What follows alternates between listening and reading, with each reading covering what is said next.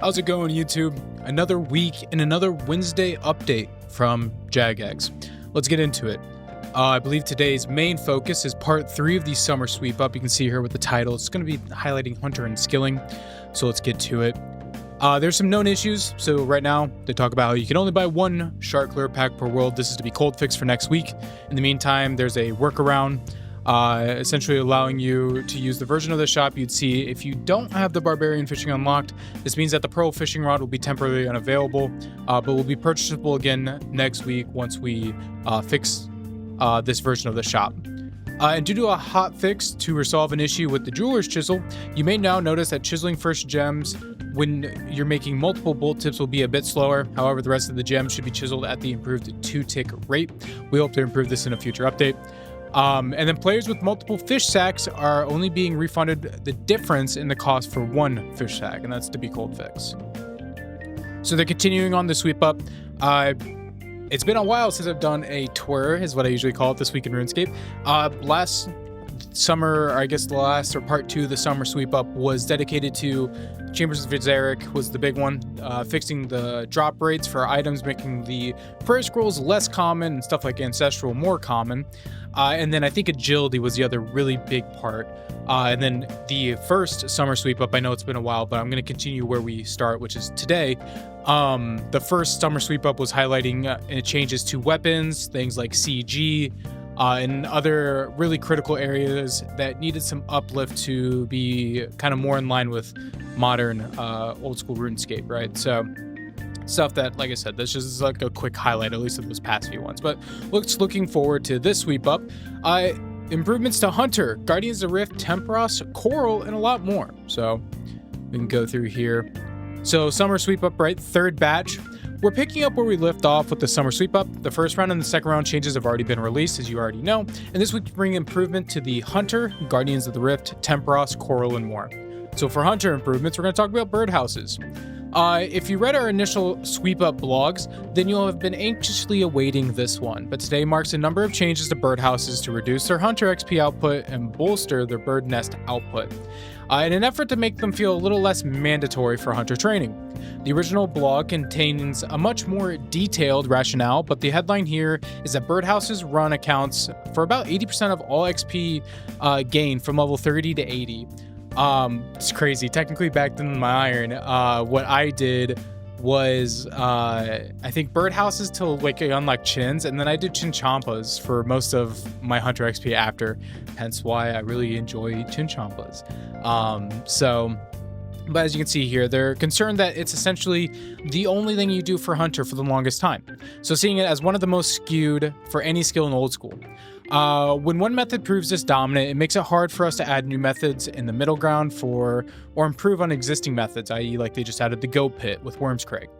This particular problem for Birdhouses, because they're more closely resemble farming than they do really Hunter, and kind of strip the skill of the unique thematic and identity while reducing all the other methods that actually truly feel like Hunter to what would they call the dead content pile, right? Who's out there really catching like the Larupias or, you know, Kebbits, for example, unless Hunter rumors, you know.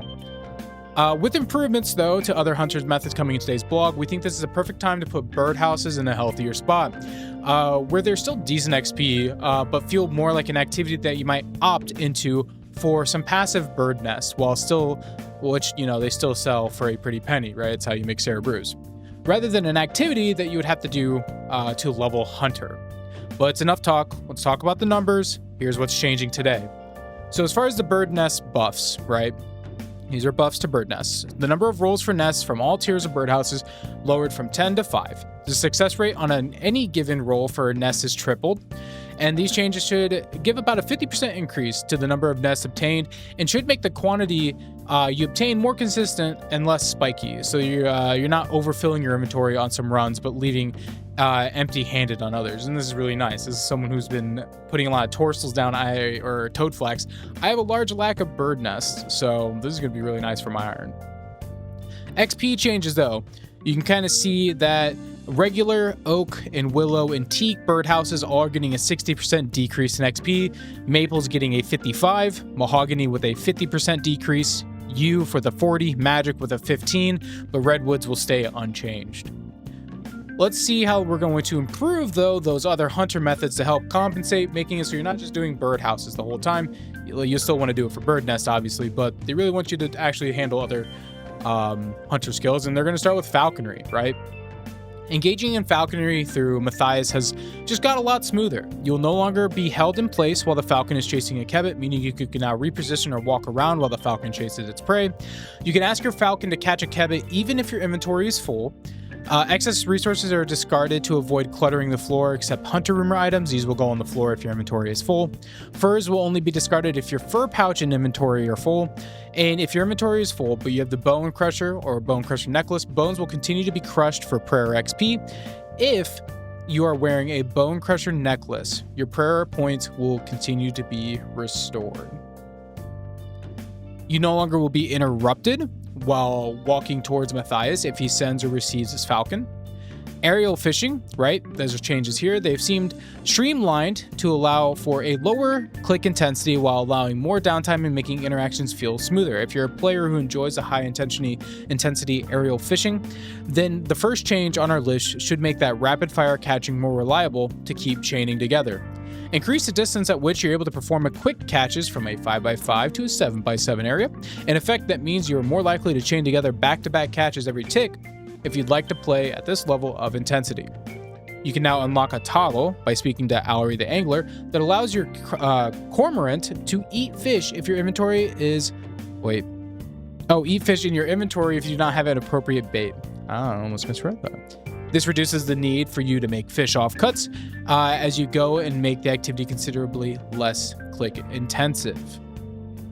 Right there, about the bird, about feeding the bird, pay 20 pearls, feed the cramorant the whole fish. Occasionally, a larger fish pool will now spawn that your cormorant will travel back and forth to several times without additional interactions. This adds a little downtime or periods of lower intensity to break up the rapid pace. Increases the chance of obtaining a Mulch Pearl by about 50%. Lowered the Mulch Pearl, I think it's like Mulch Pearl, but y'all can correct me. Cost of some rewards listed below. Those who already purchased a fishing sack before today's update will be refunded the difference of Mulch Pearls by talking to Allery the Angler, but not the angler's outfit, since we cannot differentiate whether it was obtained from here or the fishing trawler. So the fishing sack from 1,000 down to 500, and every piece down from 100 to now 50. And also going to be added, they added the shark lure pack to Allery's the Angler's shop, which contains 100 shark lures inside and costs 1 Mulch Pearl. Wow. Okay. I mean, that's great and all. If you've seen any of the other changes, there's some static fishing spots now tied to sailing, stuff like anglers. If you can fish anglers, honestly, you're really going to want to find yourself just static in an angler spot. The AFK there, I feel like, would be kind of more, I guess, better than these shark lures, but it's entirely up to you. There's still, perks and reason to everything. I find myself enjoying AFKing at the new angler spot a lot more. Deadfall traps. Increase deadfall trap limit from 1 to 2, with the exception of the manacle monkeys, which retain a 1 trap limit. Crook would never double trap, so you'd blow your cover otherwise. True. Deadfall traps now have a 75% chance to preserve your log when placing a trap, so you can cut down on cutting trees. Deadfall traps now begin catching 8 ticks after being placed, down from 15. And significantly increased wild and prickly kebbit catch rate. Lowered the XP given by wild, barred, saber-toothed kebbits and pyre foxes by about 20%, and lowered the XP given by prickly kebbits by about 27%. Despite this, all the other changes still math out to significant increases in XP per hour for these creatures. Some other changes. You can now place 2 traps starting at level 1 rather than 20. Killing a chompy bird now grants 30 hunter XP. The Ring of Pursuit is now able to reveal full tracks even after one's already been started. Improve the drop rate and pity rate for butterfly and moth hunter rumors. The drop rate from 1 in 75 to 1 in 40. Pity rate from 150 to 80. That's really going to speed that up. Other skill-related improvements. Guardians of the Rift. You can now purchase the Abyssal Needle for 750 Abyss Pearls. The Abyssal Lantern now also functions outside of Guardians of the Rift if it's burning logs that provide some effect beyond the activity. That means normal, oak, maple, and yew doesn't have any function outside of Guardian of the Rift, but willow, blisterwood, magic, and redwood will. Note, rune boosting effects like the Blisterwood logs will only apply to the base runes crafted, so you will not boost extra runes gained from things like Scar Essence extracts or Blood Essences. The Abyssal Lantern is now added to the Temple Supply Shop. The Guardian Eye now unlocks a permanent metamorphosis on the Rift Guardian rather than taking up space in your bank. If you already own the Guardian's Rift or the Guardian's Eye before this update, this metamorphosis will be retroactively unlocked for you. So if you're wondering where your Guardian's Eyes went, that's because it's unlocked. The unlock has been activated. If you have any Duke Guardian Eyes, you will be refunded their cost. You can also permanently unlock the other colors of the Rift Guardian by taking it to the respective runecraft altars. So, you know, you go to Metamorphosis on the Rift Guardian, and you can see the entire list. Those that you have access to, they obviously would not be crossed out. Tempoross changes. All right. Is that really? Okay, I think that's the only one. The fish barrel and tackle box can now be bought for 6,000 spirit flakes each from a spirit angler by the reward pool. Not bad, because you end up getting a lot of spirit flakes, so if you really go dry, I guess it's like a nice dry prevention. So, I did a lot of Tempoross. I think for a lot of clan events, we were doing like Tempoross as like the mini game of the week, so I already have that. That's neat. It's great for everyone else. Fish barrel is really nice. Great for that AFKing at the angler spot, like I mentioned. Coral.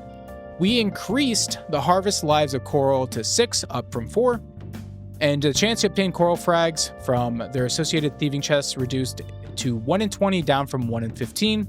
The yield has been slightly increased at lower farming levels and reduced at higher farming levels. You can check out the original blog for more detailed numbers. The quick version of these changes is that if you're farming coral at lower farming levels, you'll see higher yields than before. But you'll see lower yields than before at higher farming levels. If you invested in this change, we'd highly recommend checking out the original blog. Some other tweaks: we removed the herb lore level requirement on the reagent pouch, and buffed the elite clue rate from heroes from 25 or by 25%. So from a 1 in 1200 to a 1 in 900. Okay. Gear changes. We updated the Venator bow to take advantage of the new engine capabilities, allowing it to find new targets more reliably. This is difficult for us to put into words, so if you're noticing anything feeling off or unusual, then let us know, particularly in places where the Venator bow enjoys current usage, such as Fortis Colosseum. Some miscellaneous improvements. Oh, covering it. Early game run energy improvements. Completing a quest now fully restores your run energy and cures any damage over time effects like poison. Added 1 to 3 dose energy potions to a variety of early game loot tables as a fairly common rate. These can drops from dark wizards, goblins, Mulinisk desert wizards or wizards, banshees, human NPCs such as men, women, Alcurd warriors, rogues, and etc. Cave crawlers, cockatrice, crawling hands, and killer watts.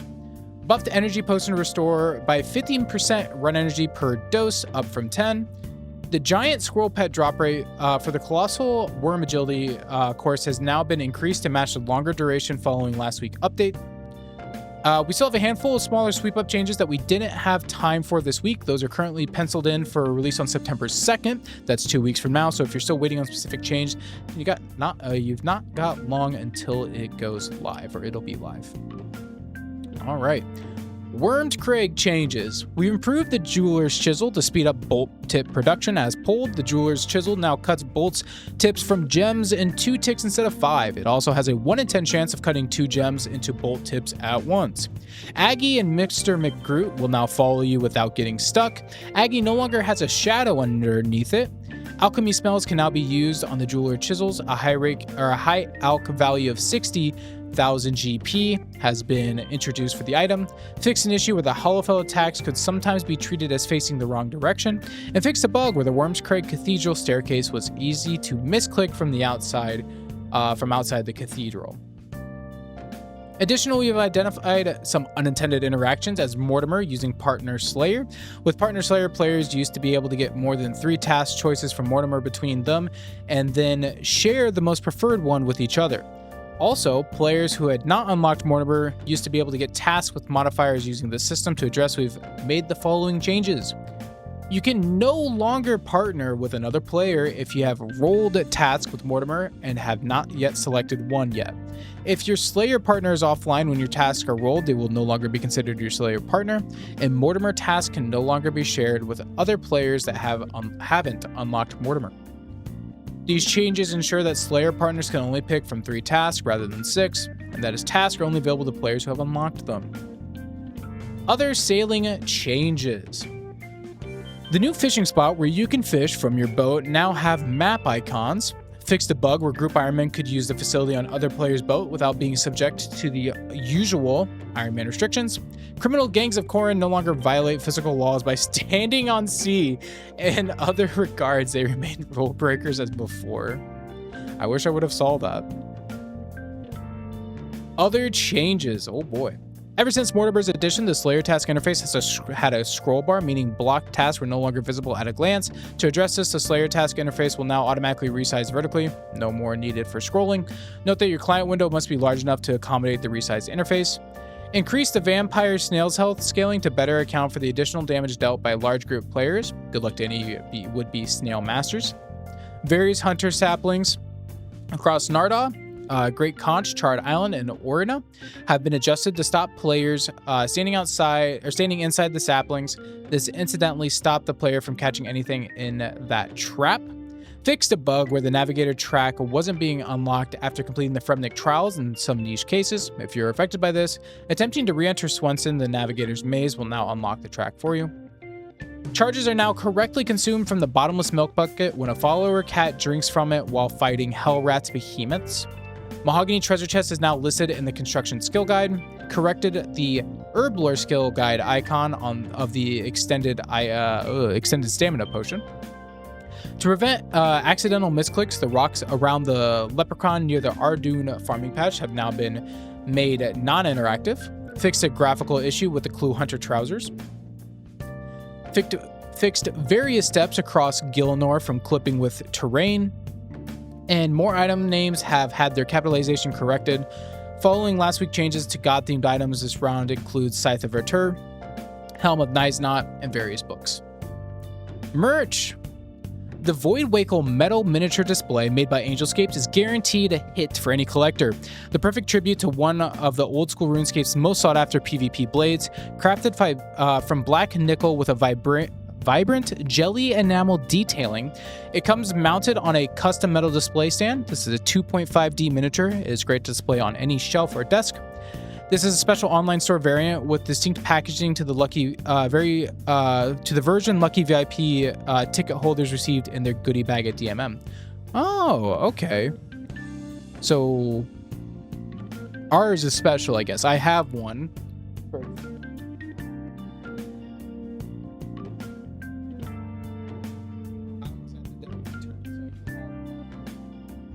So I guess there's going to be a slight variation between that one and this one so that people who are part of the VIP at Deadman All-Stars have something a little unique.